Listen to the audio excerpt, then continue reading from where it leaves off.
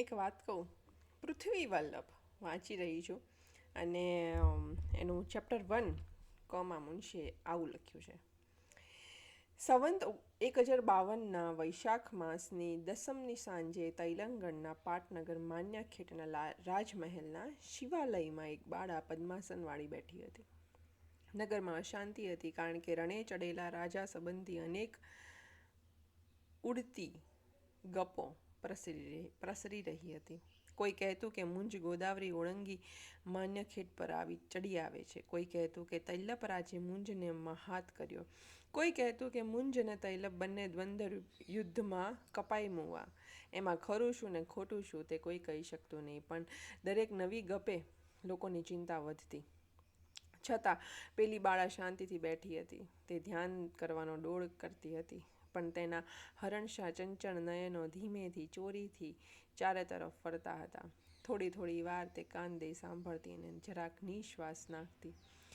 શંકર ક્યારે સમાધિમાંથી જાગે તેની વાટ જોતા જગદંબા જાણે નવ યૌવના ભીલડી બની પતિની પરીક્ષા લેવા આવ્યા હોય એવી એ લાગતી. આ બાળાનું લાલિત્ય મોહક હતું. પહેરેલા વલ્કલમાંથી નીકળતી શ્વેત સીધી ડોક જ તપસ્વીઓના તપ મુકાવે તેવી હતી. એક એક એક એક પોઝ લો. કમા મુનશીની આ જે વાર્તા છે ને, વાર્તા નથી એકચ્યુઅલી, જે એપિક નોવેલ છે એમાં જે યૌવન, સૌંદર્ય, લાલિત્ય એ બધાનું જે વિસ્તરણ કરેલું છે ને એ ગજબનાક છે. તમારા ઇમેજિનેશનની બહારની વસ્તુ છે. તો શાંતિથી સાંભળજો અને ફીલ કરજો. હું બોલીશ પણ તમે ફીલ કરજો. ફરીથી વાંચું કે આ બાળાનું લાલિત્ય મોહક હતું. પહેરેલા વલ્કલમાંથી નીકળતી શ્વેત સીધી ડોક જ તપસ્વીઓના તપ મુકાવે તેવી હતી. તેનું મીઠું નાનું મુખ, નાનું ટેરવાવાળું ઘાટેલું નાક, સાધારણ ઘાટની પણ ભભકભરી કાળી કોળભરી આંખો, આ બધી સામગ્રીઓ જોઈ તપસ્વીઓ શું શું કરે એ કહી શકાય એમ નહોતું. જોગીરાજ શંકરનું મંદિર, પહેરેલું વલ્કલ, વાળેલું પદ્માસન, આ બધું છતાં વાતાવરણમાં રસ તરંગો પ્રસરી રહેતા હતા. તો પણ તેના કપાળ પર કરચલી પડી હતી. વદન પર ગ્લાનિ દેખાતી હતી. તેની આંખોમાંથી શિકારીથી સંતાતા ફરતા સસલાનો ગભરાટ હતો. થોડી વારે તેણે ચારે તરફ જોયું, પદ્માસન છોડ્યું અને બંને હાથની નાજુક આંગળીઓ એકમેકમાં જોરથી ભેરવી આળસ ખાધી.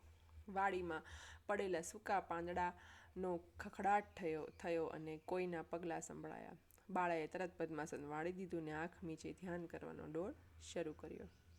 3 સ્ત્રીઓ શિવાલયના પગથિયાં ચડી. એક સ્ત્રી જેણે વલ્કલ પહેર્યું હતું તે આગળ ચાલતી હતી. તે ઊંચી, કદાવર, સશક્ત લાગતી. તેના અંગની રેખાઓ સંપૂર્ણ હતી. માત્ર તેના માથા પર બાલ સફેદ થવા લાગ્યા હતા અને ભરેલું ઠસ્સાદાર મોં શીતળતાથી છૂંદાયેલું કદરૂપું થઈ ગયેલું હતું. છતાં આંખોમાં ધારદાર તેજ હતું.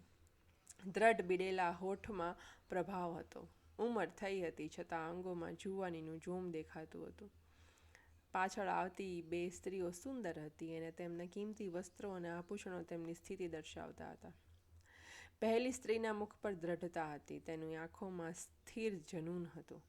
બીજી 2 સ્ત્રીઓના મુખ પર ભય અને ચિંતા દેખાતા હતા અને તેમની આંખો આંસુ ભીની લાગતી હતી.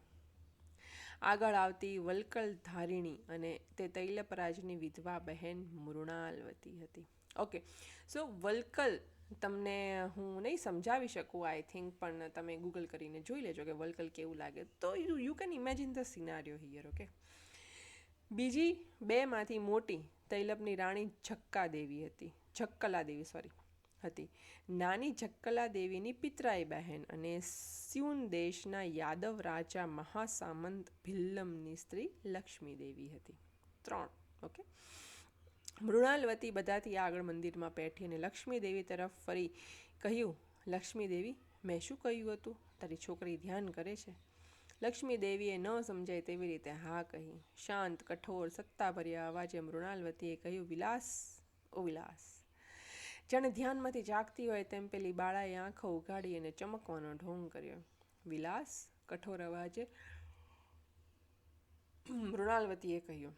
જા બહાર બેસ અને કોઈ પણ આવતું સંભળાય તો તરત મને ખબર આપજે. મૂંગે મોઢે પગે લાગી વિલાસ બહાર ગઈ. મૃણાલવતીના હુકમો પાળવાની અને તેની જ ઈચ્છા પ્રમાણે વર્તવાની બધાને ટેવ હોય તેમ સ્પષ્ટ લાગતું હતું.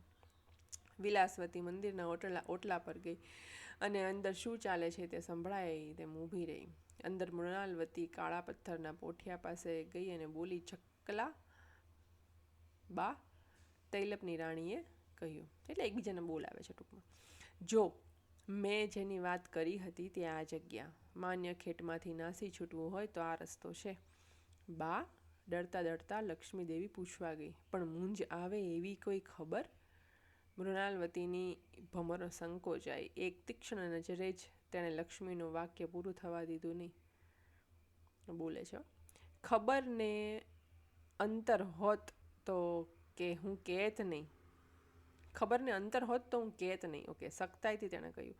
લક્ષ્મી હોઠ કરડી મૂંગી રહી અને મૃણાલવતીએ આગળ ચલાવ્યું. જો આ પોઠિયો છે એની નીચે સુરંગ છે. ક્યાં નીકળે છે? ધીમેથી માન ભેર ચક્કલા દેવીએ પૂછી લીધું. બહાર ભુવનેશ્વરનું મંદિર છે તેમાં. તે તો છેક જંગલમાં છે. મૃણાલવતી જવાબ આપે તે પહેલાં પાછી ફરી અને ગર્ભદ્વારમાં વિલાસને ઊભેલી જોઈ સખ્તાથી પૂછ્યું, કેમ આવી? બાર પિતાજી આવ્યા છે. મહાસામંત? ભયંકર અવાજે મૃણાલે પૂછ્યું. હે? લક્ષ્મીદેવીથી બોલાઈ ગયું. કંઈ અશુભ થયું હશે એમ ધારી ગભરાયેલી ચક્કલા દેવીએ નિરાધારીમાં ભીત પર હાથ ટેકવ્યો. બોલા, જેવી આજ્ઞા, કહી વિલાસ બહાર ગઈ અને તેના પિતાને તેડી અંદર લાવી. મહાસામંત ભિલ્લમ ઊંચો પડછંદ યોદ્ધો હતો. તેણે શરીરે બખ્તર પહેર્યું હતું અને તેને હાથે ને કપાળે 2 પાટા બાંધેલા હતા. મૃણાલબા, આહવમલ મહારાજનો જય થયો. હે? ચક્કલા બોલી ઉઠી. શાંતિથી તેના તરફ ફરી મૃણાલે ડોળા કાઢ્યા અને પૂછ્યું, ક્યારે? પરમ દિવસે. મુંજ ગોદાવરી ઉતરી આ તરફ આવવા જતો હતો ને મહારાજે ભીડાવ્યો.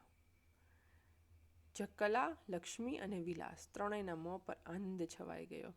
માત્ર મૃણાલના હોઠ ભયંકર દૃઢતાથી દબાઈ ગયા. એના લશ્કરનું શું થયું? ઘણું ખરું પકડાઈ ગયું ને થોડું નાસી ગયું. મહારાજ આનંદમાં છે? ચક્કલા દેવીને પૂછવાની ધીમેથી પૂછીને હિંમત કરી.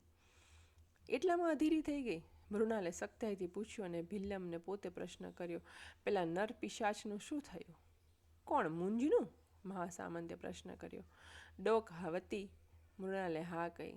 તેને તો મેં પકડ્યો, ગર્વથી હસતા ભિલ્લમે કહ્યું. તે ગર્વ તરફ તિરસ્કારથી મૃણાલવતી જોઈ રહી. અને કાલે મહારાજની સવારે અહીંયા આવવાની છે તે સંદેશો કહેવા મને મોકલ્યો છે.